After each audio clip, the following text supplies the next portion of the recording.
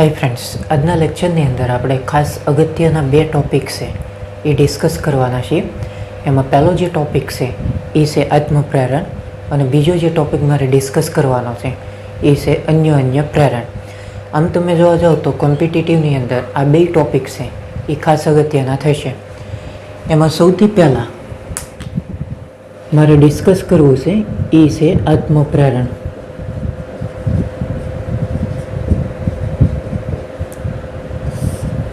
અને સમજવા માટે હું અહીંયા આગળ આ રીતે એક ગૂંચળું છે એને ધ્યાનમાં લઉં છું. આની સાથે આપણે એક 20 વોલ્ટની બેટરી છે એને આપણે કનેક્ટ કરીએ.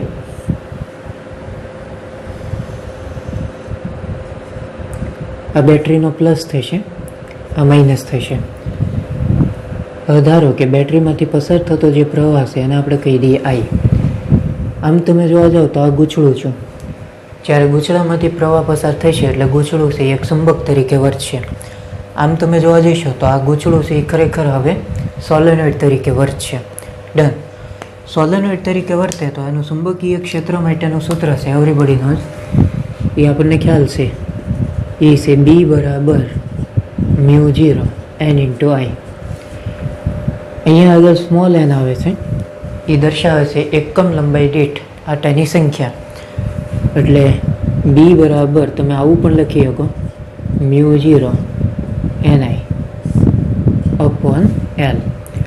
ચુંબકીય ક્ષેત્ર છે એ પ્રવાહ ઉપર આધાર રાખશે, કારણ કે આ સૂત્રમાં પ્રવાહ આવે છે એટલે આના ઉપરથી તમે સ્ટ્રેટ ફોરવર્ડ આવું લખી શકો B પ્રોપોર્શનલ I.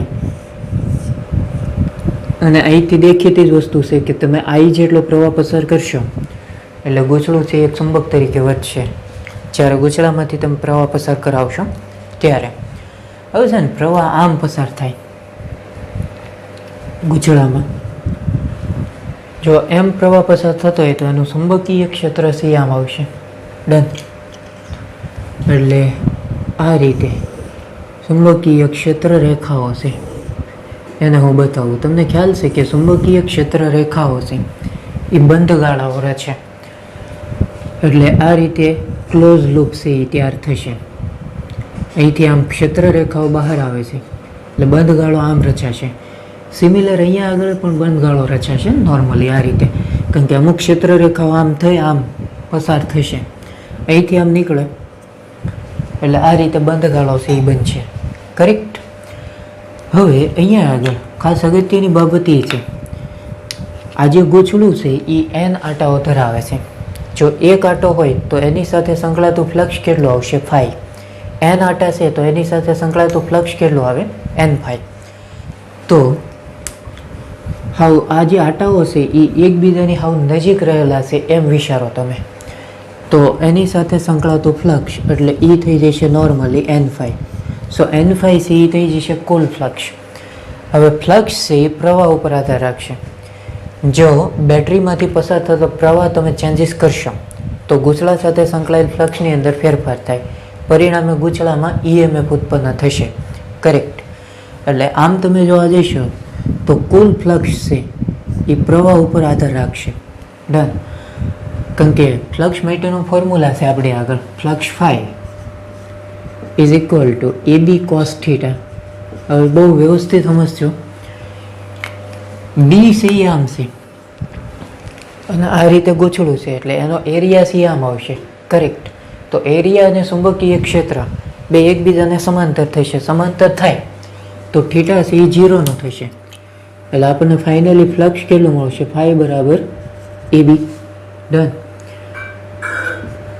AM ના અને B એટલે શું થઈ જશે? Normally μ0 ni upon L. તો ફ્લક્સ છે એ પ્રવાહ ઉપર આધાર રાખે. મેં કીધું એમ કે પ્રવાહની અંદર જો ફેરફાર થતો હોય તો પરિણામે ગૂંચળા સાથે સંકળાયેલ ફ્લક્સની અંદર ફેરફાર થશે. ફ્લક્સમાં ફેરફાર થવાને લીધે ગૂંચળામાં EMF પ્રેરિત થશે.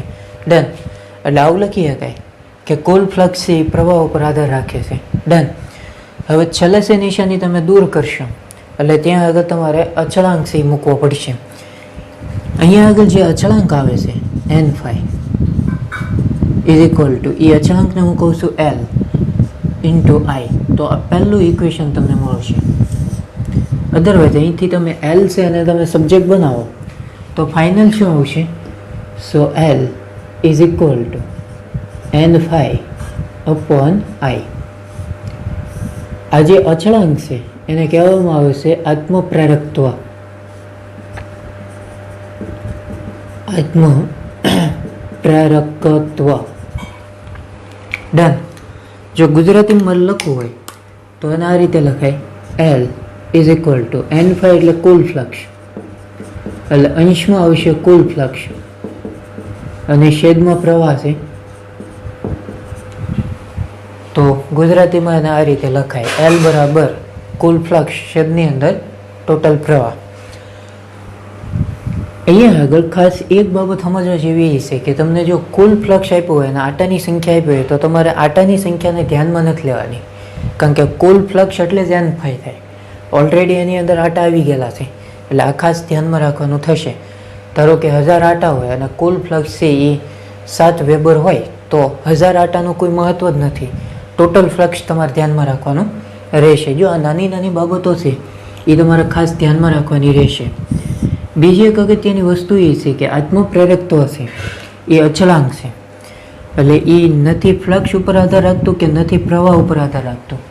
આપણે જોઈ ગયા કે ક્યુ પ્રપોર્શનલ વી હોય અને પ્રપોર્શનલ કાઢશો એટલે અહીંયા આગળ અચળાંક આવશે, એને આપણે કહીએ છીએ સી, બોલે તો કેપેસિટન્સ.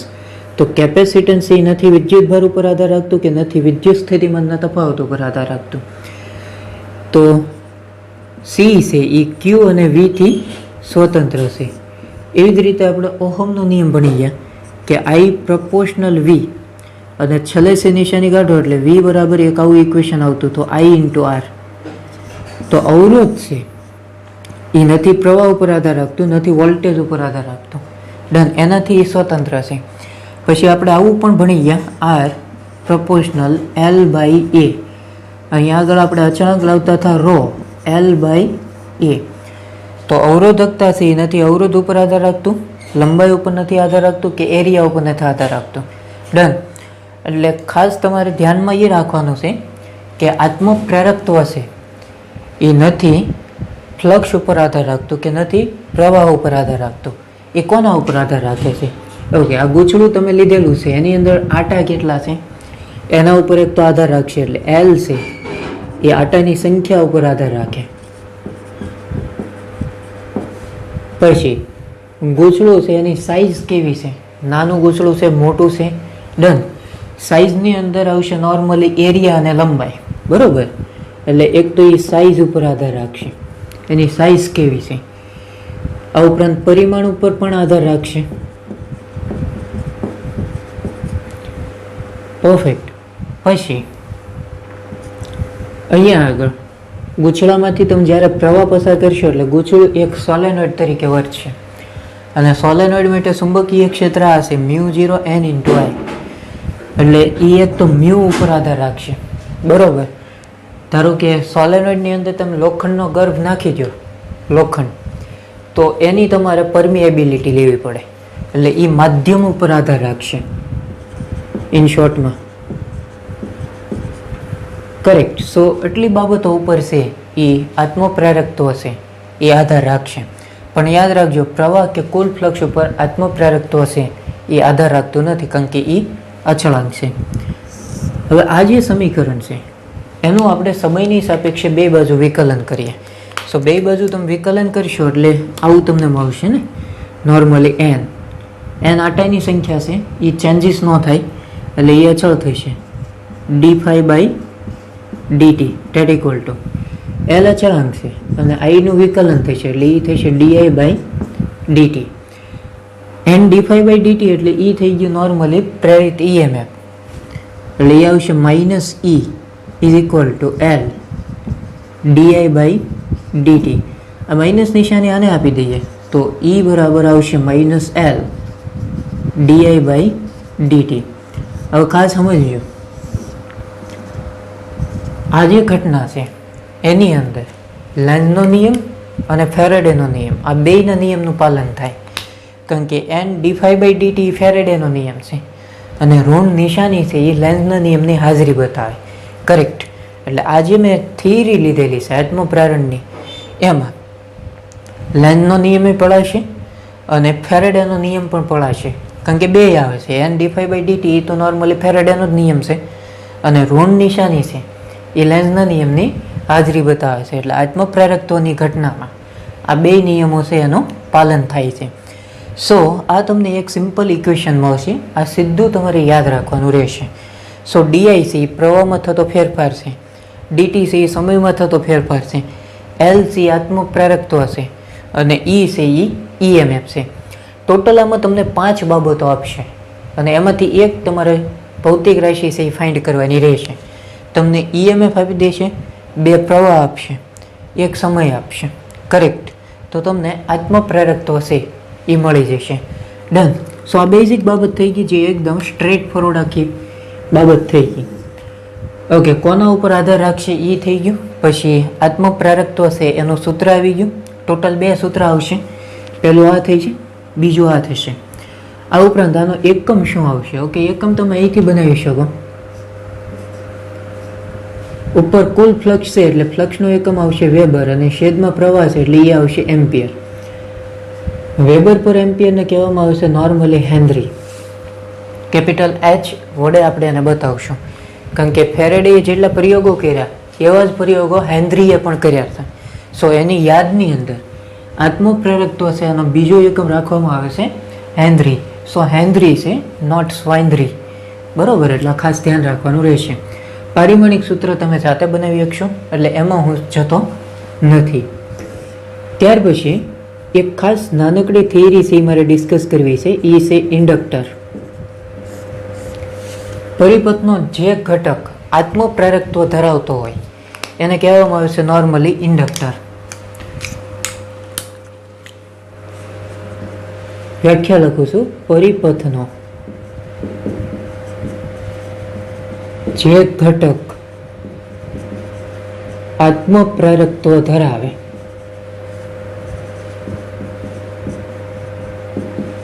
તેને ઇન્ડક્ટર કહેવાય. ઇન્ડક્ટર છે એનો સિમ્બોલ આ છે. આની પછીનું જે ચેપ્ટર આપણે સ્ટાર્ટ કરશું તો આની સાથે આપણે કામ કરવાનું આવશે. ધારો કે અહીંથી પ્રવાસી દાખલ થાય, અહીંથી પ્રવાસી બહાર નીકળે. હવે સ્વાભાવિક વસ્તુ છે કે જેટલો પ્રવાહ તમે પસાર કરાવશો એટલો જ પ્રવાહ પાછો સામેથી બહાર આવશે. જ્યાંથી તમે પ્રવાહને દાખલ કરાવો છો એ જે શેડો છે એને આપણે ધન કહેશું અને જ્યાંથી પ્રવાહ બહાર આવતો હોય એ શેડાને આપણે ઋણ કહેશું. ડન. સો આ સિમ્પલ થઈ ગયો ઇન્ડક્ટર માટેનો સિમ્બોલ. કેમ બેટરી માટેનો સિમ્બોલ છે, બેટરીને આપણે આ રીતે બતાવીએ નોર્મલી ડીસી. પછી એસી વોલ્ટેજ હોય તો એને આ રીતે આપણે બતાવીએ. કરેક્ટ. કેપેસિટર હોય અને આપણે આ રીતે બતાવીએ છીએ. એની જેમ ઇન્ડક્ટર છે એનો સિમ્બોલ આ રીતે થશે. કરેક્ટ. અવરોધમાં ખાસ જોવાનું છે, આ ઇન્ડક્ટરનો સિમ્બોલ છે અવરોધ આમ હોય ઝીગઝેગ આકાર. આ અવરોધનો સિમ્બોલ થઈ ગયો, આ ઇન્ડક્ટરનો સિમ્બોલ થઈ ગયો. એટલે આ બે સિમ્બોલમાં થોડુંક ધ્યાન રાખજો. કરેક્ટ. ઉતાવળમાં અવરોધ ન બતાવી નાખતા, એટલે એ એક ખાસ જોવાનું થશે. પરફેક્ટ. હવે માની લો કે અહીંયા આગળ તમે કોઈક રીતે પ્રવાહની અંદર ચેન્જીસ કરો છો. જો પ્રવાહની અંદર ચેન્જીસ થશે એટલે ગૂંચળા સાથે સંકળાયેલ ફ્લક્સની અંદર ફેરફાર થશે. પરિણામે ગૂંચળામાં ઈએમએફ પ્રેરિત થશે. હવે ગૂંચળામાં જે ઈએમએફ પ્રેરિત થાય એ બેક ઈએમએફ કહેવાય. અહીંથી તમે પ્રવાહ વધારતા જશો તો લેન્ઝના આઈડિયા અનુસાર આમાં ઈએમએફ એવી રીતે ઉત્પન્ન થશે કે જે પોતાનો વિરોધ કરે. સો અહીંયા આગળ પ્રવાહ તમે વધારો છો તો ઈએમએફ છે એ પ્રવાહને ઘટાડવાનો પ્રયત્ન કરશે. એટલે હકીકતની અંદર તમે જોવા જઈશો તો એ આમ પ્રવાસી ઉત્પન્ન કરશે. જો આ પ્રવાહ આમ આવે તો આ એને ઘટાડવાનો પ્રયત્ન કરશે. કરેક્ટ. અહીંયા આગળ જે ઈએમએફ ઉત્પન્ન થશે અને બેક ઈએમએફ કહેવાય. કરેક્ટ.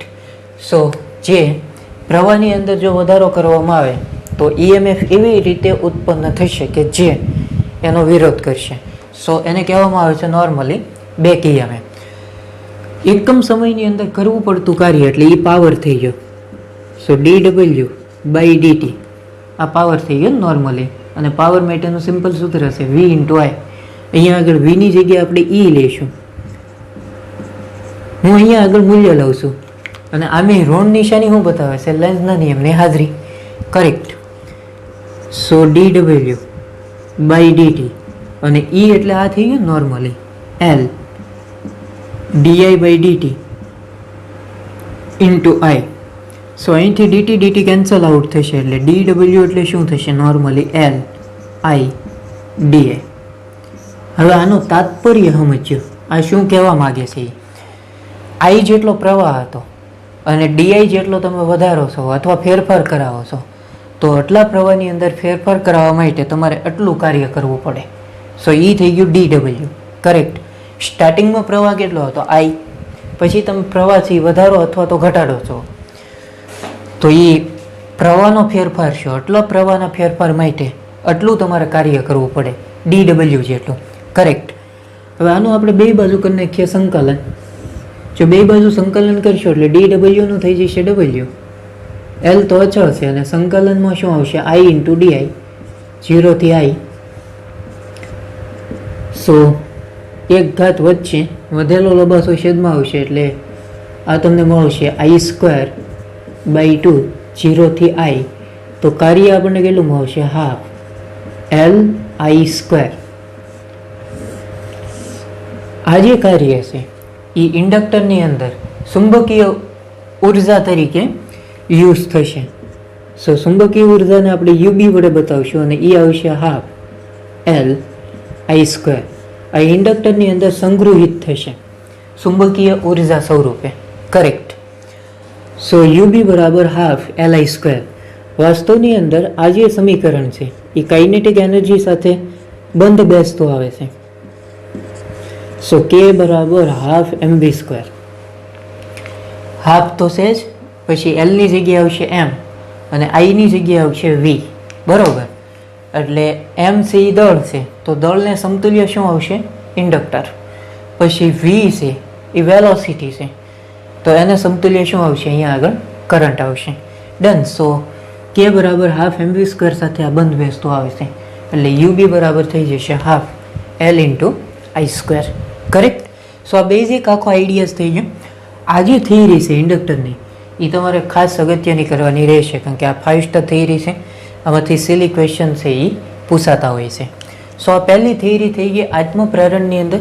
ત્યાર પછી બીજી જે થિયરી મારે ડિસ્કસ કરવી છે એ છે અન્ય પ્રેરણ.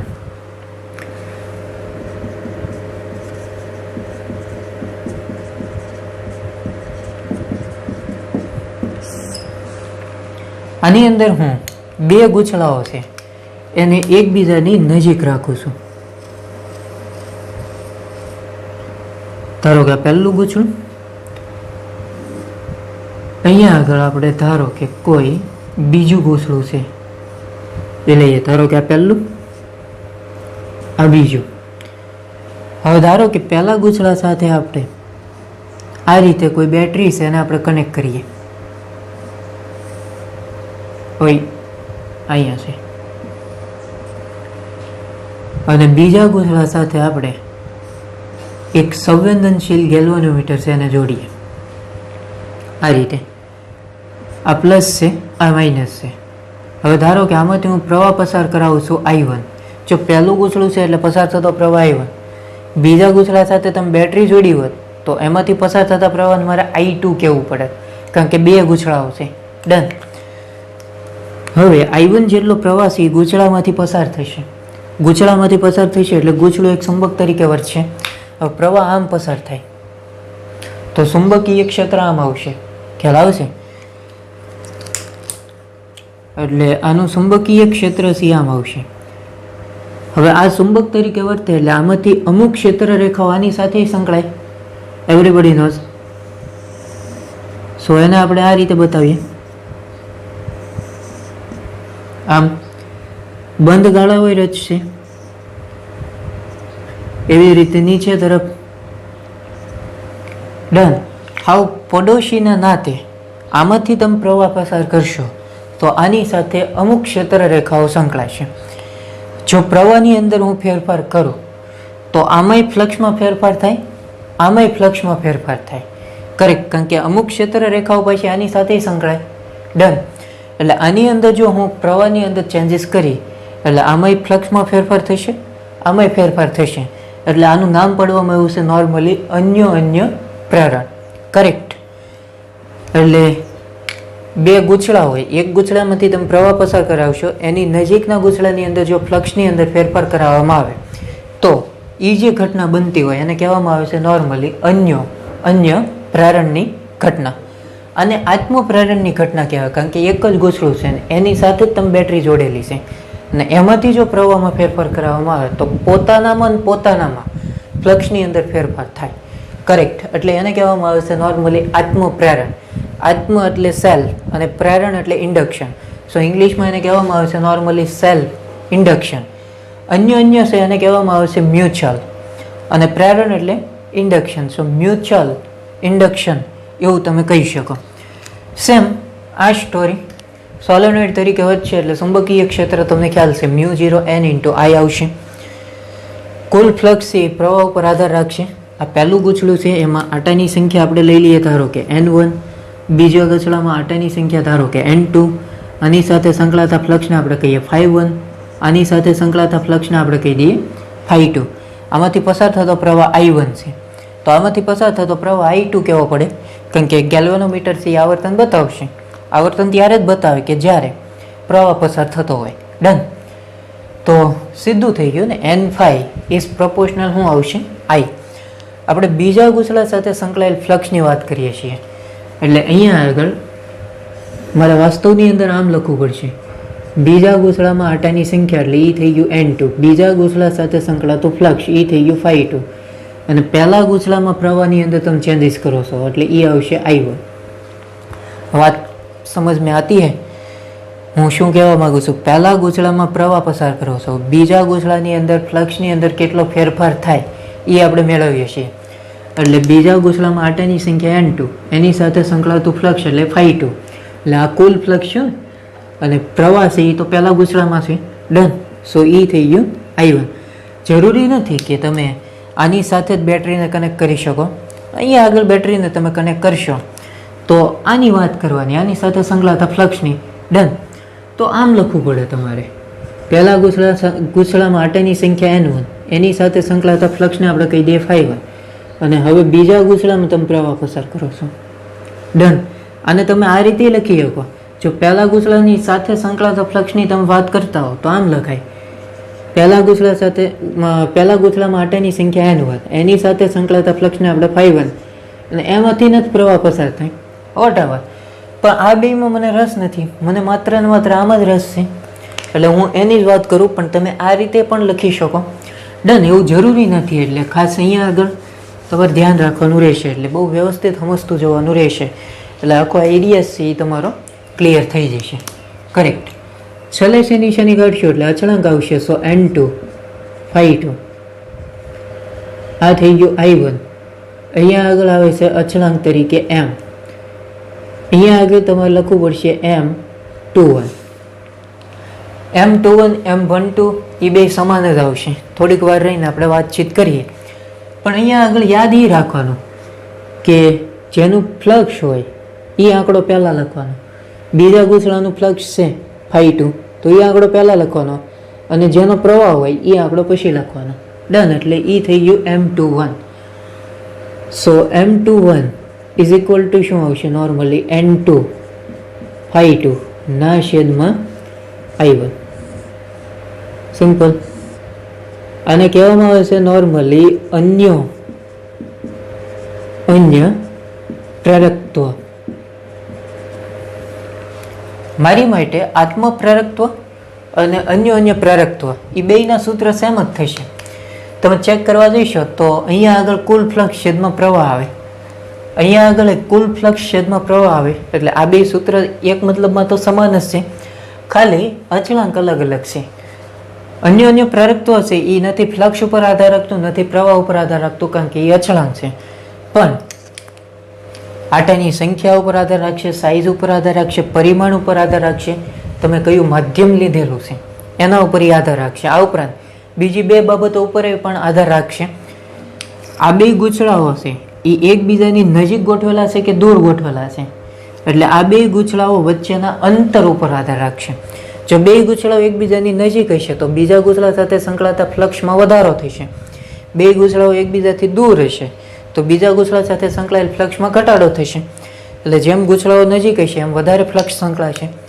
એટલે આની અંદર નવી બાબત તમારે યાદ રાખવા જેવી છે કે અન્ય પ્રેરકત્વ છે એ બે ગૂંચળાઓ વચ્ચેના અંતર પર આધાર રાખે. આ ઉપરાંત આ બે ગૂંચળાઓના સાપેક્ષ નમન ઉપર પણ આધાર રાખશે. ડન. કઈ રીતે તમે રાખેલા છે, સામે રાખશો તો મેક્સિમમ ફ્લક્સ સંકળાશે. એક ગૂંચળો આમ હોય, બીજું ગૂંચળો આમ હોય તો આની સાથે કોઈ ફ્લક્સ જ નહીં સંકળાય, એમ કહું છું. એટલે બીજી બાબત તમારે યાદ રાખવા જેવી છે કે સાપેક્ષ નમન ઉપર પણ આધાર રાખશે. કરેક્ટ. સો આ બે બાબતો છે એ નવી આવી. બે ગૂંચળાઓ વચ્ચેના અંતર પર આધાર રાખશે, કેટલા અંતરે તમે બે ગૂંચળાઓને ગોઠવેલા છે. સો એના ઉપર અન્ય પ્રેરકત્વ છે એ આધાર રાખશે. અને કઈ પોઝિશનમાં તમે બે ગૂંચળાઓને ગોઠવેલા છે એ ઇન શોર્ટમાં સાપેક્ષ નમન ઉપર એ આધાર રાખશે. કરેક્ટ. સો આ બેઝિક આખો આઈડિયા થઈ ગયો, જે એકદમ સ્ટ્રેટ ફોરવર્ડ આખો આઈડિયા કહી શકાય અને એકદમ ઇઝી આખો ટોપિક છે. મારો કહેવાનું તાત્પર્ય એ છે કે તમને જો એક થિયરી આવડશે તો બીજી થિયરી છે એ ઓટોમેટિક તમને આવડવાની. કરેક્ટ. સો બેઝિક આખો આઈડિયા છે. હવે આ જે સમીકરણ છે એનું આપણે બે બાજુ સમયની સાપેક્ષે વિકલન કરીએ એટલે ફાઇનલ શું આવશે? N2 છે એ આટાની સંખ્યા છે અને ફ્લક્સ છે એનું વિકલન થશે એટલે d∅2 ના છેદમાં dt that equal to M21 અચળાંક છે અને I1 છે એનું વિકલન થશે એટલે di1 ના છેદમાં dt આવું થશે. N2 d∅2 by dt એટલે એ થઈ ગયું નોર્મલી પ્રેરિત EMF, ફેરેડેનો નિયમ. ફ્લક્સ ∅2 છે એટલે એની સાથે ઉત્પન્ન થતું જે EMF આવશે એ E2 આવશે. આમાં ઉત્પન્ન થતું EMF ઇઝ ઇક્વલ ટુ આ તો એમ ને M21 di1 by dt. So E2 is equal to -M21 di1 by dt. Done. So મારી માટે આ બે સૂત્ર સેમ જ આવશે. E બરાબર અહીંયા આગળ L આવે તો અહીંયા આગળ આવશે એમ, બાકી બીજો કોઈ જાતનો ફેરફાર થતો નથી. કરેક્ટ. સો આ બેઝિક આખો આઈડિયા છે જે એકદમ સ્ટ્રેટ ફોરવર્ડ છે. ફેરેડેનો નિયમ અને લેન્ઝનો નિયમ આ બે નિયમો છે એનું પાલન થશે. કરેક્ટ. આ એક ખાસ બાબત ભૂલાય નહીં, એનું તમારે એક ખાસ ધ્યાન રાખવાનું રહેશે. ડન. હવે આની અંદર આપણે અમુક એવા ક્વેશ્ચન્સ એ સોલ્વ કરવાના છે. મેં અહીંયા આગળ એવું કીધું તમને કે M21 લ્યો કે M12 કયો, બે સમાન જ થશે. એ જે થિયરી છે એને કહેવામાં આવશે નોર્મલી રેસિપ્રોસિટી થિયરમ. એ આપણે સોલ્વ કરીએ. Reciprocity theorem.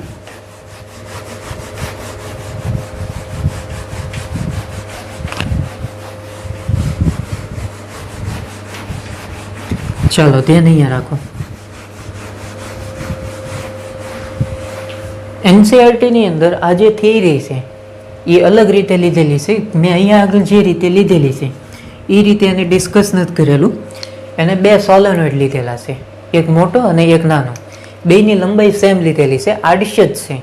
એ બેયના અલગ અલગ એને રાખેલા છે. Tech an example. આ ધારો કે મોટો સોલેનોઇડ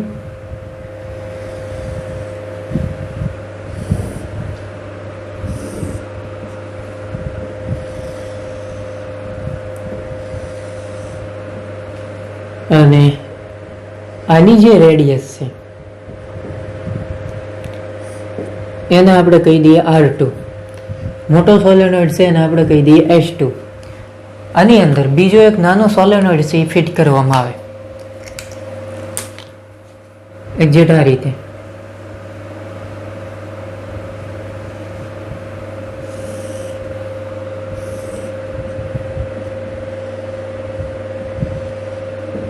અને આની જે રેડિયસ છે એને આપણે કહી દઈએ R1. આ બે સોલેનોઇડ છે એની લેન્થ સમાન છે, ધારો કે એને આપણે કહી દઈએ L. ડન. હવે બેમાંથી કોઈ એક સોલેનોઇડમાં તમારે પ્રવાસી પસાર કરાવવાનો. વારા ફરતી આપણે બેમાં પ્રવાસી પસાર કરાવીએ. શરૂઆતની અંદર આપણે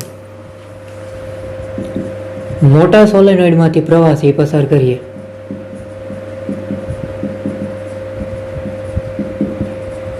મોટો સોલેનોઇડ છે એને આપણે S2 કીધું, તો મોટા સોલેનોઇડમાંથી પસાર થતો જે પ્રવાહ છે એને આપણે કહી દઈએ I2. કરેક્ટ. હવે તમે મોટા સોલેનોઇડમાંથી પ્રવાસી પસાર કરાવો છો એટલે મોટું સોલેનોઇડ છે એ ચુંબક તરીકે વર્તશે. ડન. એટલે તમે ચેક કરવા જઈશો તો આ રીતે ધારો કે ચુંબકીય ક્ષેત્ર છે એ અસ્તિત્વ ધરાવશે આખા સોલેનોઇડમાં, કારણ કે મોટા સોલેનોઇડમાંથી તમે પ્રવાહ પસાર કરાવો છો એટલે મોટું સોલેનોઇડ છે એ ચુંબક તરીકે વર્તશે. ડન.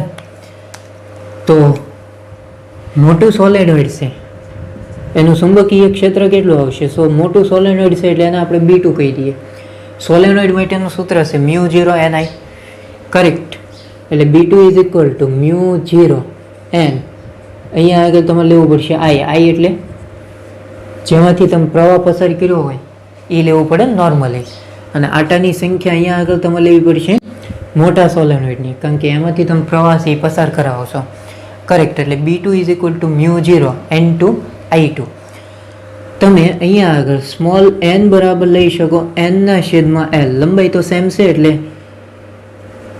આ રીતે લખવું હોય તો N2 ની જગ્યાએ શું આવશે? Capital N2/L. લેન્થ તો બેમાં કેવી છે? સમાન છે. ડન. હવે ખાસ વાત સમજજો, મોટા સોલેનોઇડમાંથી તમે પ્રવાહ પસાર કરો છો તો નાના સોલેનોઇડ સાથે સંકળાતું ફ્લક્સ આપણને કેટલું મળશે? ઓકે, નાના સોલેનોઇડ સાથે સંકળાતું ફ્લક્સ એને મારે કેવું પડે? φ1. કરેક્ટ. ઇઝ ઇક્વલ ટુ શું આવશે? Normally AB cos theta. એમાં થીટા તો 0 ન આવશે કારણ કે ચુંબકીય ક્ષેત્ર આનો આડછેદ આમ આવશે એટલે ક્ષેત્રફળ સદિશ આમ આવશે. આડછેદ આમ થઈ ગયું, ક્ષેત્રફળ સદિશ આમ આવ્યો તો B અને A વચ્ચેનો એંગલ તો 0 નો થશે એટલે cos 0 1 થશે. હવે ખાસ અહીંયા આગળ ધ્યાન રાખવાનું છે કે નાના સોલેનોઇડ સાથે સંકળાતું ફ્લક્સ છે તો એનો એરિયા લેવો પડે અને જેમાંથી પ્રવાહ પસાર થતો હોય એનું ચુંબકીય ક્ષેત્ર લેવું પડે. તો પ્રવાસી તો મોટા સોલેનોઇડમાંથી પસાર થાય એટલે એનું ચુંબકીય ક્ષેત્ર આવશે, અને જેની સાથે ફ્લક્સ સંકળાતું હોય એનો એરિયા લેવાય તો નાના સોલેનોઇડનો એરિયા આવશે કારણ કે એની સાથે ફ્લક્સ સંકળાય. કરેક્ટ. બાત સમજ में आती है? તો આ રીતે વિચારવાનું થશે. સો φ1 એરિયા એટલે શું આવશે? πr². તો પાઈ આરની જગ્યાએ આવશે r1² અને B2 એટલે શું આવશે? μ0 N2 I2. અથવા અને આપણે આ રીતે લખીએ. સો ફ્લક્સ φ1 ઇઝ ઇક્વલ ટુ μ0, આ N2 છે એની જગ્યાએ આપણે આ લઈ લઈએ N2, કેપિટલ N2, પછી I2 પાઈ r1² અપોન L. તો આ તમને ફ્લક્સ મળશે. ડન. તમને જેમાં રસ હોય એમાં તમારે જવાનું થશે. હવે અન્ય પ્રેરકત્વ તો એનું સૂત્ર થઈ ગયું નોર્મલી. ઓકે, કોની સાથે ફ્લક્સ સંકળાય છે? આની સાથે ફ્લક્સ સંકળાય તો કુલ ફ્લક્સ આપણને કેટલું આવશે? નાના સોલેનોઇડમાં આટાની સંખ્યા એટલે E થઈ ગયું N2, એની સાથે સંકળાતું ફ્લક્સ એટલે E થઈ N1 આવશે, નાનું છે એટલે φ1 ઇઝ ઇક્વલ ટુ મોટામાંથી પ્રવાહ પસાર થાય એટલે I2 અને અહીંયા આગળ આવશે normally M12. Correct. So M12 is equal to N1 φ1/I2. So M12 is equal to φ1 એટલે આ થઈ ગયું નોર્મલી એટલે એ આવશે μ0, પછી અહીંયા આગળ છે N1, પછી અહીંયા આગળ છે N2. I2 કેન્સલ આઉટ થઈ જશે અને વચ્ચે શું અહીંયા આગળ પાઈ r1² ના છેદમાં l. n1 અને n2 ની જગ્યાએ તમે લખી શકો સ્મોલ n ઇન્ટુ l. એ રીતે મેળવવું હોય તો એ રીતે પણ મેળવી શકાય. એટલે m12 is equal to μ0 small n1 into l. અહીંયા આગળ શું આવશે? Small n2 into l pi r1². Pi r1² એને એરિયા પણ કહી શકાય. અને છેદમાં આવશે l. એક l કેન્સલ આઉટ, તો m12 ઇઝ ઇક્વલ ટુ આવશે μ0 n1 n2 l pi r1². Done. જ્યારે મોટા સોલેનોઇડમાંથી તમે પ્રવાહ પસાર કરાવશો તો નાના સોલેનોઇડ સાથે સંકળાતું જે ફ્લક્સ છે એ આપણને એટલું મળશે અને અન્ય પ્રેરકત્વ છે એ આપણને એટલું મળશે. હવે આનાથી આપણે ઉલટું વિચારીએ. હવે આપણે એમ વિચારીએ કે નાના સોલેનોઇડમાંથી પસાર થતો પ્રવાહ છે ધારો કે I1 હોય. સેકન્ડ કેસ, ધારો કે નાના સોલેનોઇડમાંથી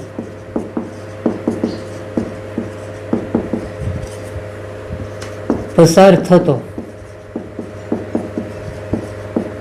પ્રવાહ, નાના સોલેનોઇડમાંથી પસાર થતો પ્રવાહ એને આપણે કહી દઈએ I1. કરેક્ટ. હવે આટલામાંથી જ પ્રવાહ પસાર થાય. You can see date. એટલે ચુંબકીય ક્ષેત્ર આમાં ન આવે. ખ્યાલ આવે છે? કારણ કે નાના સોલેનોઇડમાંથી તમે પ્રવાહ પસાર કરાવો છો એટલે ચુંબકીય ક્ષેત્ર એટલાનું જ આવશે. બહારના ભાગમાં, એટલે કે આની બહારના ભાગમાં તો ચુંબકીય ક્ષેત્ર 0 હોય. આપણે સોલેનોઇડની અંદર ભણી ગયા કે સોલેનોઇડની અંદરના ભાગમાં ચુંબકીય ક્ષેત્ર અચળ હોય અને બહારના ભાગમાં ચુંબકીય ક્ષેત્ર કેટલું હોય? 0 હોય. તો નાના સોલેનોઇડમાંથી તમે પ્રવાહ પસાર કરો છો એટલે નાનું સોલેનોઇડ છે એક ચુંબક તરીકે વર્તશે અને એનું ચુંબકીય ક્ષેત્ર કેટલું આવશે? B1 is equal to μ0 NI. એટલે અહીંયા આગળ N1 I1 અને સ્મોલ n છે એની જગ્યાએ આપણે કિંમત મૂકી દઈએ. હાલો ને. સો μ0 N1 I1 ના છેદમાં l આવું થશે. તો આટલું તમને ચુંબકીય ક્ષેત્ર છે એ મળશે. હવે નાના સોલેનોઇડમાંથી તમે પ્રવાહ પસાર કરો છો તો એને લીધે મોટા સોલેનોઇડ સાથે કેટલું ફ્લક્સ સંકળાય એ આપણે ફાઇન્ડ કરીએ. ઓકે, મોટા સોલેનોઇડ સાથે સંકળાતું ફ્લક્સ અને આપણે કહી દઈએ ∅2 is equal to AB cos θ. Theta તો 0 આવશે કારણ કે ચુંબકીય ક્ષેત્ર આમ છે અને આ આડછેદ છે એટલે એનો એરિયા આમ આવશે. તો એરિયા અને વેક્ટર B આ બે વચ્ચેનો એંગલ 0 નો થશે એટલે ફ્લક્સ ∅ ઇઝ ઇક્વલ ટુ આવશે AB. હવે ખાસ સમજો, એરિયા છે એ તમારે કોનો લેવો પડશે? નોર્મલી જેની સાથે ફ્લક્સ સંકળાય એનો એરિયા. ફ્લક્સ કેટલા ભાગમાં સંકળાશે? આટલા ભાગમાં જ ફ્લક્સ સંકળાય. કારણ કે અહીંયા આગળ તો ચુંબકીય ક્ષેત્ર નથી, ખાલી આટલા વિસ્તારમાં ચુંબકીય ક્ષેત્ર છે એટલે આનો જ એરિયા આવશે. ખ્યાલ આવે છે? એટલે એ એરિયા કેટલો આવશે? નોર્મલી પાઈ r1². કારણ કે અહીંયા આગળ તો ચુંબકીય ક્ષેત્ર નથી. જો હોત તો આ એરિયા લેવો પડે, પણ આટલા ભાગમાં જ ચુંબકીય ક્ષેત્ર છે. ડન. એટલે આટલા ભાગમાં જ ફ્લક્સની અંદર જે કાંઈ ફેરફાર થશે એ આટલા ભાગમાં જ થશે નોર્મલી. એટલે એનો એરિયા લેવો પડે. ચુંબકીય ક્ષેત્ર એ આપણે ગોતી નાખ્યું નોર્મલી. એ તમને મળ્યું μ0 N1 I1 ના છેદમાં l. તો આટલું તમને ફ્લક્સ મળશે. કરેક્ટ. મોટા સાથે. ઓકે, અન્ય પ્રેરકત્વ. કુલ ફ્લક્સ એટલે મોટા સોલેનોઇડ સાથે સંકળાતું ફ્લક્સ આપણે ફાઇન્ડ કરીએ એટલે એના આટાની સંખ્યા, એની સાથે સંકળાતું ફ્લક્સ, એમાંથી પસાર થતો પ્રવાહ પહેલામાંથી એટલે એ આવશે I1. અહીંયા આગળ શું આવશે? 2 તો ફાઇનલી શું આવશે? M21 is equal two N2 ∅2 ના છેદમાં I1 એટલે M21 N2 એમ નામ ∅2 એટલે આ છું એટલે એ આવશે μ0 N1 I1 ઉડી જશે.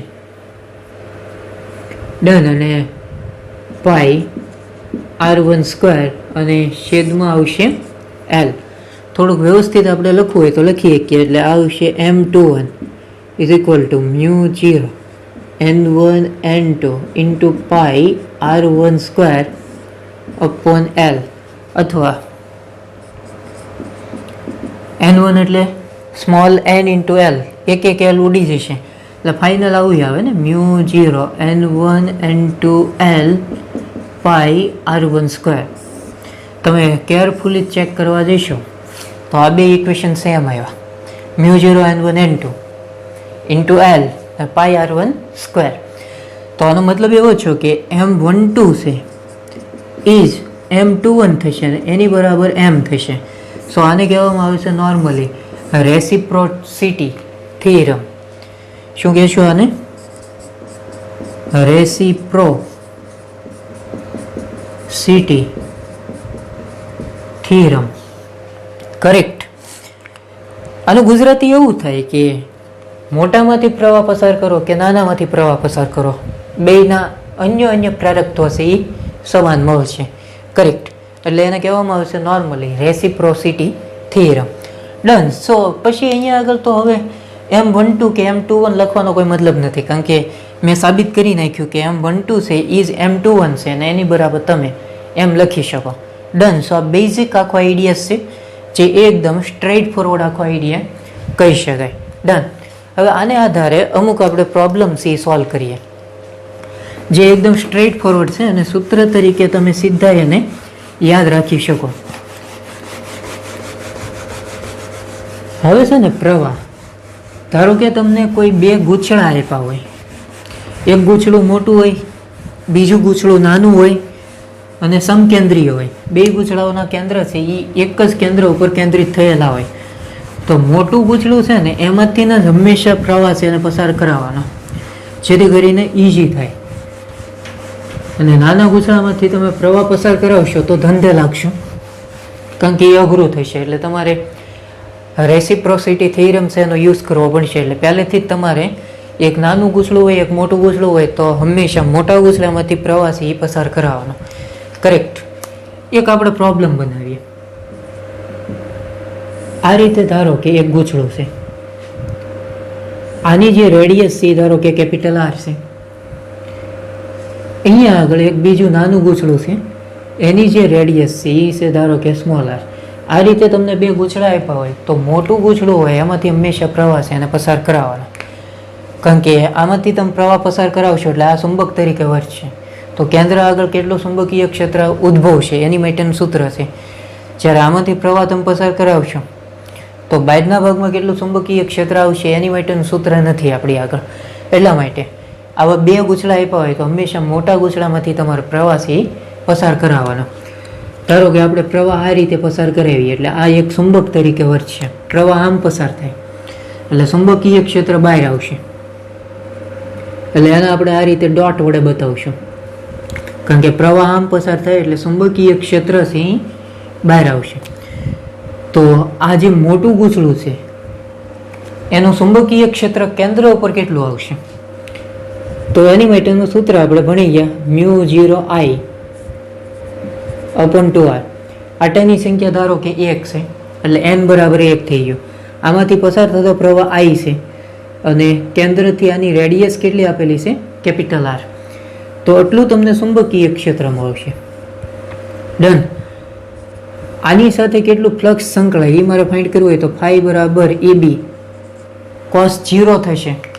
એનું કારણ એ છે કે ચુંબકીય ક્ષેત્ર આમ છે અને આ જે ગૂંચળું છે એનો એરિયા પણ આમ જ આવશે. ડન. એટલે A અને B વચ્ચેનો એંગલ છે તો 0 નો થશે, કારણ કે આની આપણે વાત થઈ ગઈ ચુંબકીય ક્ષેત્ર આમ છે તો એરિયા છે એ ચુંબકીય ક્ષેત્રની દિશામાં લેવાનું. ઓકે. આની સાથે સંકળાતું ફ્લક્સ તમારે ફાઇન્ડ કરવાનું છે. એટલે એરિયા તમારે આનો લેવાનો, એ આવશે નોર્મલી પાઈ r² અને B આ થઈ ગયું ને μ0I upon 2R.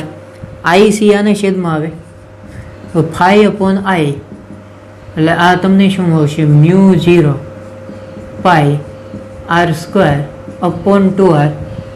Phi upon I એટલે E થઈ ગયું નોર્મલી એમ. તો આવા તમને સિલી ક્વેશ્ચન છે એ પૂછી શકીએ ને આવા પૂછાય છે, ઘણી વખત છે એ પૂછાઈ ગયેલા છે ગુસ્કેટની અંદર, નીટની અંદર. તો સીધું તમારે આ રીતે વિચારવાનું થશે. પાયર સ્ક્વેર છે એની જગ્યાએ કદાચ એરિયા તમને આપે, વોટ એવર. પણ અગત્યની બીજી એક બાબત એ છે કે અન્યોન્ય પ્રેરકત્વ છે એ ચલે છે R² R. M proportional R² R. આ બે બાબતો ઉપર આધાર રાખશે. એટલે ક્યારેક તમને આવું પણ પૂછી નાખે, એટલે એના ઉપર તમારે ફોકસ કરવાનું રહેશે. ત્યાર પછી સેકન્ડ આપણે આ રીતે બનાવીએ. ધારો કે આવી કોઈ ચોરસ કોઇલ આપી હોય, આની જે લંબાઈ છે ધારો કે L છે, અને અહીંયા આગળ ધારો કે આ રીતે કોઈ બીજી એક ચોરસ કોઇલ આપે. બેના કેન્દ્ર છે એ એક જ કેન્દ્ર ઉપર કેન્દ્રિત થયેલા છે, અને આની જે લેન્થ છે એ ધારો કે સ્મોલ l છે. તો મેં કીધું એમ કે મોટી કોઇલ હોય એમાંથી હંમેશા પ્રવાહી પસાર કરાવવાનો રહેશે. તો મોટી કોઇલ એટલે આ થઈ ગઈ ને, સો આમાંથી આપણે પ્રવાહ પસાર કરી ધારો કે આ રીતે, અને પાસ થતો પ્રવાહી ધારો કે I છે. તો સૌથી પહેલાં તમારે કોઈ એક બાજુને લીધે કેન્દ્ર ઉપર ચુંબકીય ક્ષેત્ર ફાઇન્ડ કરી નાખાય. તો હું આ બાજુને લીધે કેન્દ્ર ઉપર ચુંબકીય ક્ષેત્ર છે એ ફાઇન્ડ કરું. ડન. હવે બહુ કેરફુલી આવા આપણે પ્રોબ્લેમ સોલ્વ કરી નાખેલા છે, એટલે હું થોડોક ઝડપથી જાઉં. આ એંગલ 45 નો આવશે, આ એંગલ એ 45 નો આવશે. હવે આટલી લેન્થ છે એ તો L છે, તો અહીંથી લઈને અહીંયા સુધીની લંબાઈ કેટલી આવે? L/2. કરેક્ટ, કારણ કે આ તો મધ્ય બિંદુ થઈ જશે ને નોર્મલી, તો લંબાઈનું અડધું થઈ જશે, એટલે એ આવશે L/2. ઓકે, આની માટેનું સૂત્ર આપણે ભણી ગયા. સો B બરાબર, કારણ કે આ તો પરિમિત લંબાઈનો તાર થઈ ગયો, તો એનું સૂત્ર આવશે μ0Ni upon 4πy sin α1 વત્તા sin α2, θ1 θ2 પણ લઈ શકાય. તો B બરાબર μ0 અને n એક છે ધારો કે 4π, અને લંબ અંતર કેટલું છે? L/2, અને α1 α2 45 એટલે sin 45 1/√2 પ્લસ 1/√2, એટલે આ આવશે નોર્મલી B બરાબર μ0I upon 4π L/2, અને આ આવશે 2/√2. 2/√2 એટલે √2 થઈ જશે ને એક મતલબમાં, ખોટા આપણે સ્ટેપ વધારતા નથી. આ તો એક બાજુનું મળ્યું, અને બધાના ચુંબકીય ક્ષેત્ર એક જ દિશામાં હશે નોર્મલી. પ્રવાહ આમ પસાર થાય એટલે આનું ચુંબકીય ક્ષેત્ર કેન્દ્ર ઉપર આમ હશે, આનું બારું આવશે, આનું બારું આવશે, આનું બારું આવશે. ટોટલ 4 બાજુ છે, એટલે આને ગુણ્યા 4 કરી નાખાય. તો આ 4 કેન્સલ, અને બગડો ઉપર વયો જશે. કરેક્ટ. એટલે B બરાબર શું આવશે? 2√2 μ0I upon πl. એટલું ચુંબકીય ક્ષેત્ર આપણને મળશે. હવે પ્રવાસી મોટી કોઇલમાંથી તમે પસાર કર્યો, તો નાની કોઇલ સાથે સંકળાતો ફ્લક્સ કેટલો એ તમારે ફાઇન્ડ કરવું હોય તો બહુ ઇઝી વસ્તુ છે. ફ્લક્સ ઇઝ ઇક્વલ ટુ શું થઈ જશે? AB. સો ફ્લક્સ, ઓકે, મોટી કોઇલમાંથી પ્રવાસી પસાર છો, તો નાની કોઇલ છે એનો એરિયા લેવાય ને, ચોરસ છે તો એરિયા શું આવે? લંબાઈ ગુણ્યા લંબાઈ. લંબાઈ સ્મોલ l છે એટલે અહીંયા આગળ L², અને B તો મેં ગોતી દીધો તમને 2√2 μ0I upon π into L. વ્યવસ્થિત લખીએ તો ફ્લક્સ ફાઈ બરાબર 2√2 μ0I into L² upon πl. આ કેપિટલ L છે, આ સ્મોલ l છે. I આના છેદમાં આવે એટલે ફ્લક્સ ફાઈ ના છેદમાં I ઇઝ ઇક્વલ ટુ શું આવશે? 2√2 μ0L² upon πl, that equal to આ થઈ ગયું એમ. તો અન્ય પ્રેરકત્વ છે એ આપણને એટલું મળશે ચોરસ કોઇલ માટે. એ મળશે 2√2 μ0L² upon πl. અહીંયા આગળ તમે ચેક કરવા જાઓ તો M proportional L² upon LS છે. અહીંયા આગળ લંબાઈનો કોન્સેપ્ટ છે, અને અહીંયા આગળ રેડિયસનો કોન્સેપ્ટ છે, એટલે R² upon R. અહીંયા આગળ L² upon L. આ બે સમતુલ્ય જ થશે, એક મતલબમાં, કારણ કે આને લંબાઈ હોય, રેડિયસ ન હોય, અને રેડિયસ હોય. ડન. સો આ સેકન્ડ પ્રોબ્લેમ થઈ ગયો. એટલે તમારે આ રીતે વિચારવાનું થશે. હજી એકાદો આપણે પ્રોબ્લેમ બનાવીએ જેથી કરીને આમ આખો આઈડિયા છે એ તમારો એકદમ ક્લિયર થઈ જાય. જો આ બધી બાબતો છે એ તમારે સ્ટ્રેટ ફોરવર્ડ યાદ રાખવાની રહેશે. હવે માની લો કે કોઈ એક સોલેનોઇડ છે, એમાંથી આપણે ધારો કે આઈ જેટલો પ્રવાહ છે એ પસાર કરીએ. સોલેનોઇડમાંથી તમે જ્યારે પ્રવાહ પસાર કરાવશો એટલે સોલેનોઇડ છે એ એક ચુંબક તરીકે વર્તશે. ડન. Tech an example. આ રીતે આપણે ધારો કે સોલેનોઇડ છે એ લઈએ અને અહીંયા આગળ આપણે બેટરી છે એ કનેક્ટ કરીએ અને એમાંથી ધારો કે આઈ જેટલો પ્રવાહ છે એ પસાર થાય. એટલે આ ચુંબક તરીકે વધશે અને ચુંબકીય ક્ષેત્ર રેખાવામાં આવશે. સોલેનોઇડની અંદરના ભાગમાં દરેકે દરેક જગ્યાએ ચુંબકીય ક્ષેત્ર કેટલું હોય? અચળ હોય, કોન્સ્ટન્ટ હોય, એક સમાન હોય. બહારના ભાગમાં ચુંબકીય ક્ષેત્ર કેટલું હોય છે? 0 હોય છે. તો સોલેનોઇડ સાથે સંકળાતું સોલેનોઇડમાં ઉત્પન્ન થતું ચુંબકીય ક્ષેત્ર કેટલું આવશે? B બરાબર μ0 ni. એટલે B બરાબર μ0 કેપિટલ Ni અપોન L. અને ધારો કે આની જે લંબાઈ છે એ L લઈ લઈએ તો આ ચુંબકીય ક્ષેત્ર આપણને મળશે. ડન. ફ્લક્સ આપણે ફાઇન્ડ કરવું હોય તો ફ્લક્સ ફાઈ બરાબર શું થશે? AB. સો એ એમ નામ રાખો અને B એટલે μ0 ni અપોન L. આ તમને ફ્લક્સ મળ્યું. આત્મપ્રેરકત્વ તમારે ફાઇન્ડ કરવું હોય તો આપણી આગળ સૂત્ર છે કુલ ફ્લક્સ છેદમાં પ્રવાહ. કુલ ફ્લક્સ એટલે n ફાઈ અપોન I. એટલે L બરાબર n into phi upon I. તો n ઇન્ટુ n એટલે n સ્ક્વેર. ખ્યાલ આવે છે? ફ્લક્સની જગ્યાએ હું કિંમત મૂકું છું એટલે ફાઇનલ શું આવશે? μ0 n square. I cancel out. Area upon length. આપણે અહીંયા આગળ વાત કરી કે આટાની સંખ્યા ઉપર આત્મપ્રેરકત્વ છે આધાર રાખે, સાઇઝ ઉપર, પરિમાણ ઉપર, માધ્યમ પર. તો એ અહીંયા આગળ તમે સ્ટ્રેટ ફોરવર્ડ જોઈ શકો કે આત્મપ્રેરકત્વ છે એ એક તો μ0 ઉપર આધાર રાખે, જે તે માધ્યમની પરમિએબિલિટી ઉપર. તમે કયું માધ્યમ અંદર દાખલ કરેલું છે, લોખંડ છે, પછી એલ્યુમિનિયમ છે, વોટેવર, એના ઉપર એ આધાર રાખશે. આટાની સંખ્યા ઉપર આધાર રાખશે, એરિયા ઉપર આધાર રાખશે, લંબાઈ ઉપર આધાર રાખશે. હવે આના ઉપરથી સિમ્પલ ક્વેશ્ચન હું તમને પૂછું. ધારો કે આટાની સંખ્યા છે એ 2 આપી હોય તો આત્મપ્રેરકત્વ કેટલા ગણું થાય? 4 ગણું. બેનો વર્ગ થઈ જશે ને 4. એટલે આત્મપ્રેરકત્વ છે એ 4 ગણું. એરિયા છે ધારો કે ડબલ થતો હોય તો આત્મપ્રેરકત્વ પણ કેટલું થશે? ડબલ થશે. લંબાઈ છે એ ધારો કે 4 ગણી થતી હોય તો આત્મપ્રેરકત્વ 1/4 કરવું પડે એટલે 0.25 ગણું થાય. કરેક્ટ. પછી ધારો કે રેડિયસ છે એ 2 ગણી થતી હોય, રેડિયસ 2 ગણી એટલે પાઈ r સ્ક્વેર. તો r સ્ક્વેરની જગ્યાએ 2r નો વર્ગ થશે એટલે 4r. તો પણ આત્મપ્રેરકત્વ છે એ 4 ગણું થશે. એટલે આના ઉપર એ આધાર રાખશે. ડન. સો આ બેઝિક આખો આઈડિયા છે જે એકદમ સ્ટ્રેટ ફોરવર્ડ આખો આઈડિયા કહી શકાય. હવે આના ઉપરથી મારે ચુંબકીય ઉર્જા ઘનતા માટેનું એક સૂત્ર છે એ મારે તારવવું છે. ચુંબકીય ઉર્જા માટેનું સૂત્ર આપણે તારવી નાખ્યું. એ હતું half L into I square. L એટલે આ થઈ ગયું નોર્મલી, ત્યાં આગળ કિંમત મૂકી એટલે UB is equal to half અને L એટલે થઈ જશે normally μ0 n square A upon L into I square. I તમે અહીંથી ન બનાવી શકો કરતા, હે ને? અથવા અહીંથી આઈને કરતા બનાવો તો I બરાબર શું આવશે? BL ના છેદમાં μ0 ઇન્ટુ n.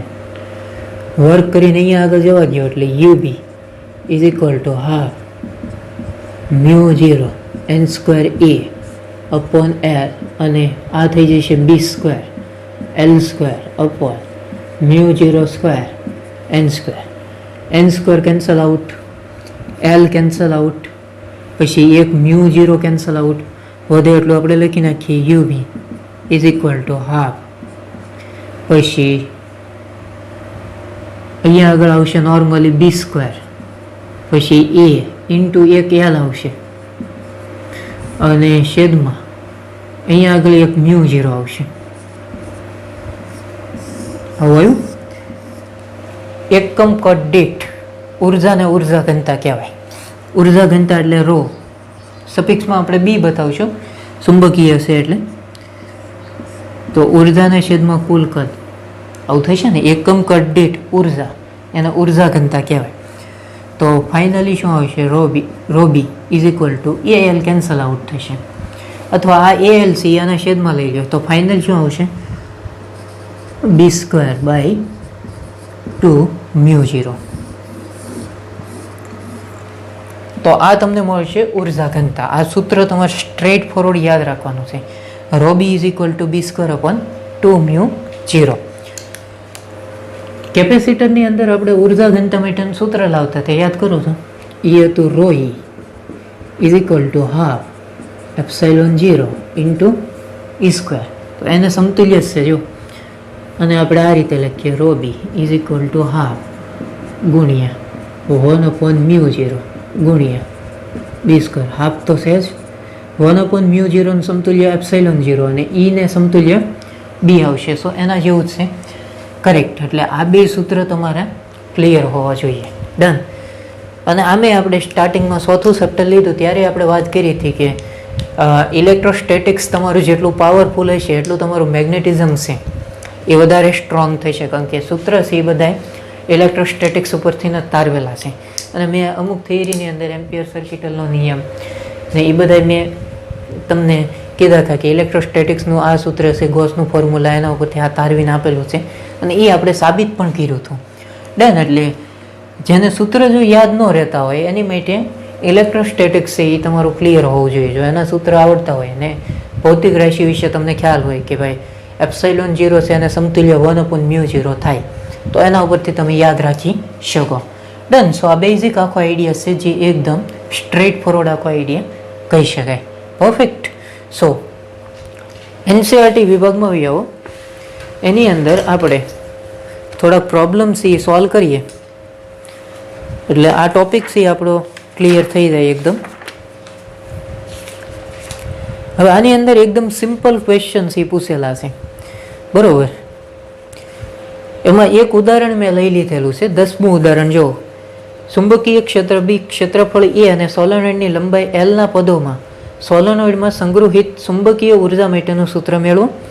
પછી આ ચુંબકીય ઉર્જાને કેપેસિટરમાં સંગ્રહિત સ્થિત વિદ્યુત ઇલેક્ટ્રોસ્ટેટિક્સ ઉર્જાની સાથે કેવી રીતે સરખાવી શકાય, તો આ એની સાબિતી છે.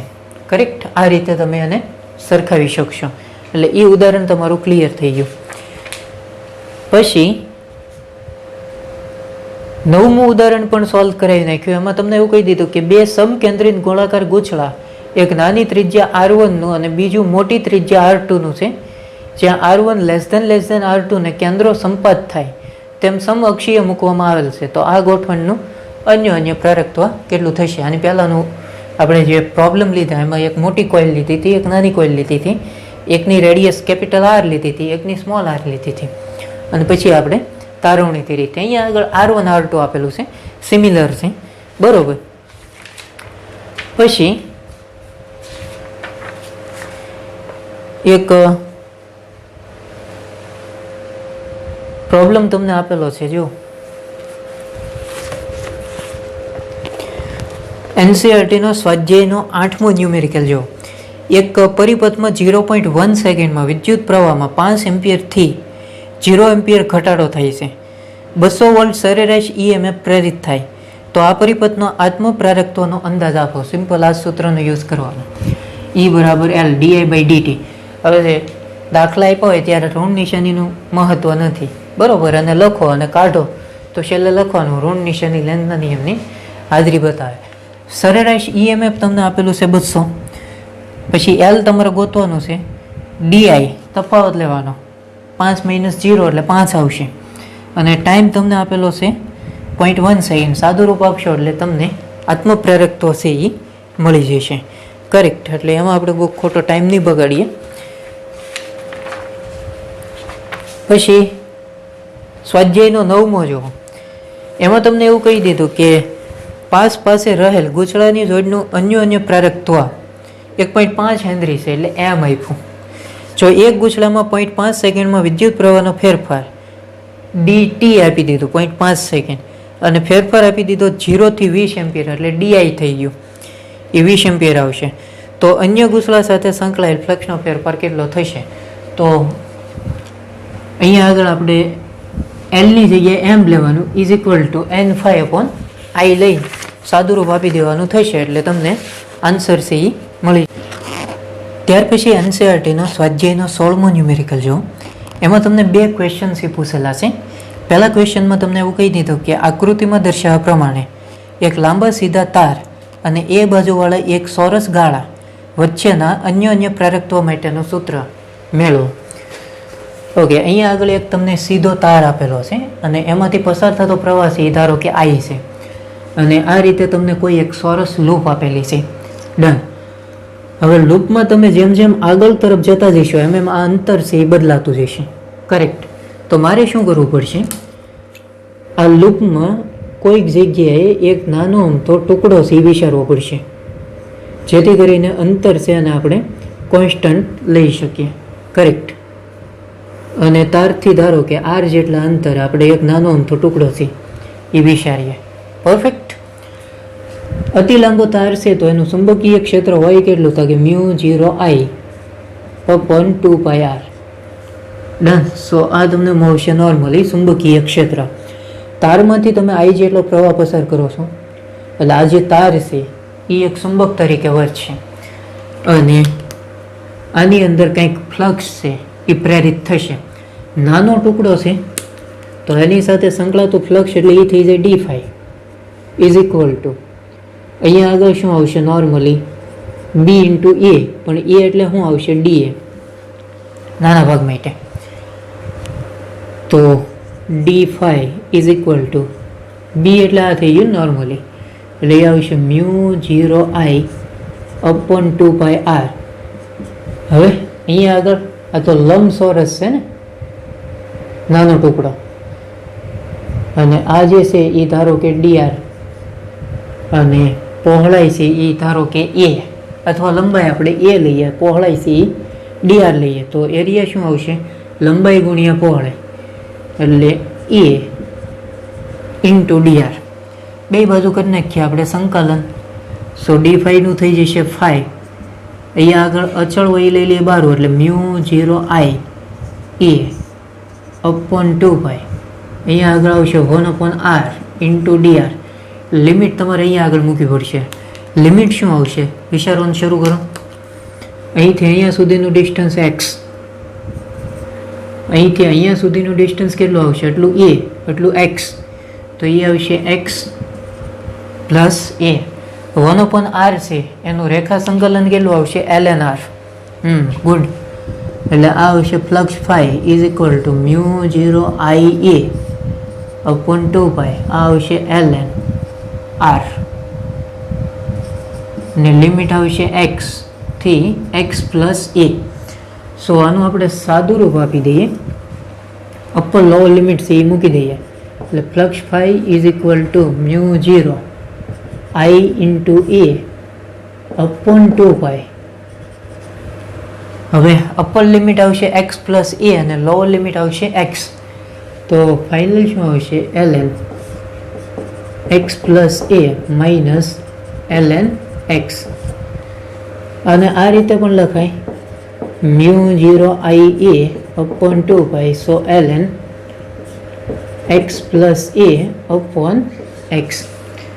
તમારે અન્ય પ્રેરકત્વ છે ફાઇન્ડ કરવાનું છે, એટલે I આના છેદમાં આવશે, ϕ/I એટલે m, એ આવશે μ0A/2π ln આવશે x + a/x. તો આ તમને મળી જશે નોર્મલી અન્ય પ્રેરકત્વ, જે તમને પહેલા ક્વેશ્ચનની અંદર પૂછેલું છે. કરેક્ટ. હવે બીજો ક્વેશ્ચન જુઓ. એમાં તમને એવું કહી દીધું કે હવે ધારો કે સીધો તાર 50 એમ્પિયર પ્રવાહનું વહન કરે છે અને ગાળાને v = 10 મીટર/સેકન્ડ અચળ વેગ સાથે જમણી તરફ ખસેડવામાં આવે છે. જ્યારે x = 0.2 મીટર હોય તે ક્ષણે ગાળામાં પ્રેરિત EMF ની ગણતરી કરો.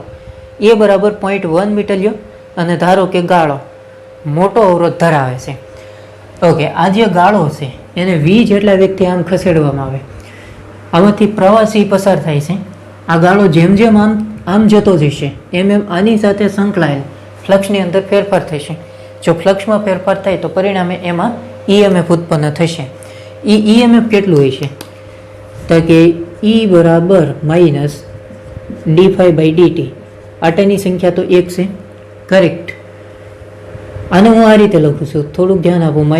-d∅/dx dx/dt, કારણ કે v જેટલા વ્યક્તિ ગતિ કરે તો આ ફોર્મ્યુલામાં મારે કોઈક રીતે v તો લાવવો જ પડશે. dx/dt એટલે v થઈ જશે. અને ફ્લક્સ તમને મેં ગોતી દીધેલું છે, એ આ છે, કરેક્ટ. એ કિંમત અહીંયા આગળ મૂકીએ તો E બરાબર -d/dx અને અહીંયા આગળ શું આવશે, μ0Ia/2π ln. આને આ રીતે પણ લખાય ને, 1 + a/x. જો તો બરોબર છે, સ્વતંત્ર x/x વત્તા a/x એટલે 1 + a/x. અને dx/dt એટલે એ શું થઈ જશે, v. ઓકે, એટલું તો છો લઈ લો બારું.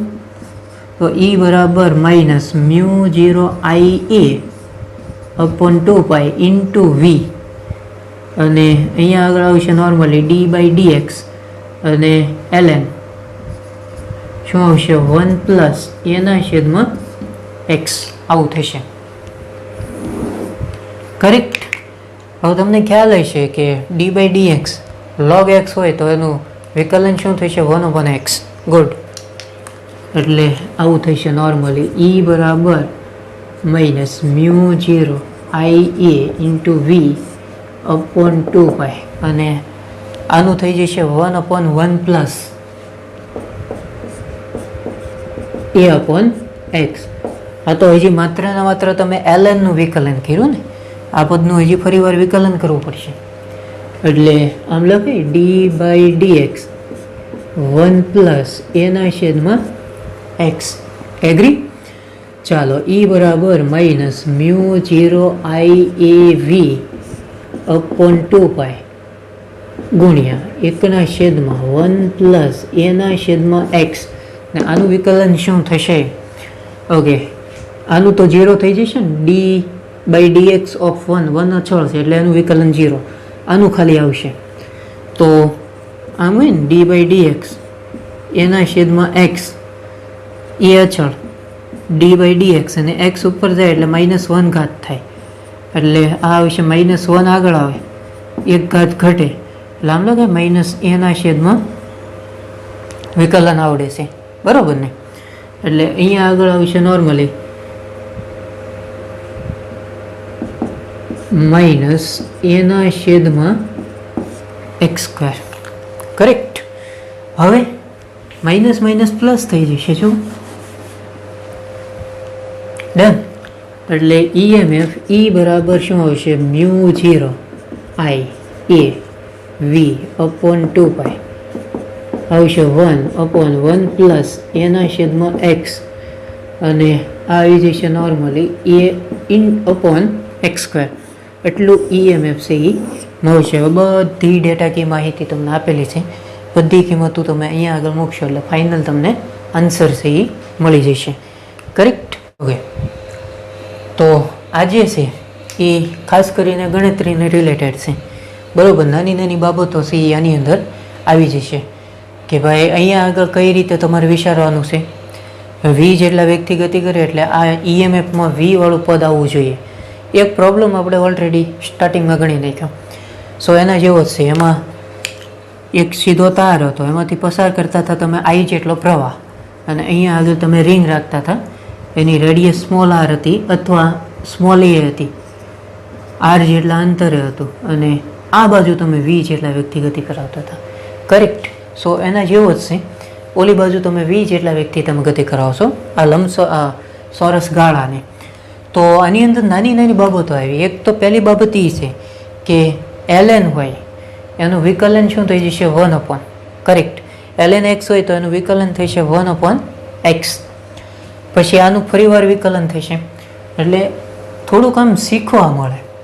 ડન. એટલે ખાસ કરીને બી ગ્રુપના વિદ્યાર્થીઓ હોય તો એને આવો મગજ ન હાલે, એટલું બધું માઇન્ડ ન હાલે, બરાબર? એટલે એ મૂંઝવાય જાય. એટલા માટે આ પ્રેક્ટિસ માટે આવા પ્રોબ્લેમ છે એ તમે સોલ્વ છે એ કરી શકો. કરેક્ટ. સો